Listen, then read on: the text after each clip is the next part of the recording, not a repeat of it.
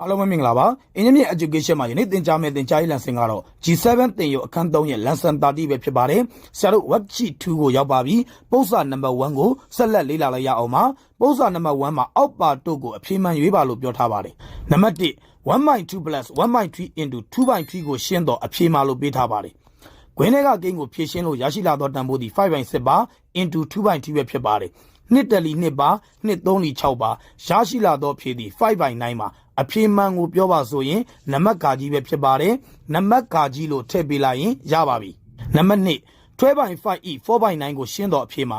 e ဆိုတာမြောက်ချင်းမှာ 12/5 into 4/9 ပဲဖြစ်ပါတယ်3လီ9ပါ3လီ12ပါရရှိလာသောဖြေသည် 60/15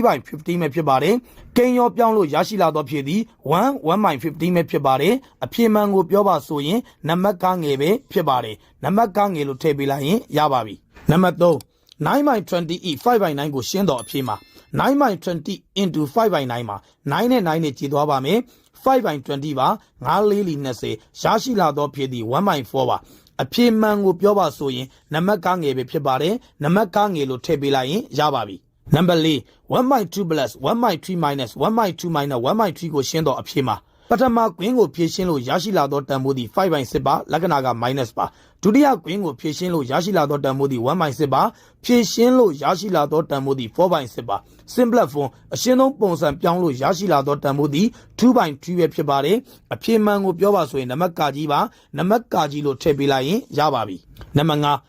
5 2/5 minus 2 1/3 ကိုရှင်းတော့အဖြေမှာ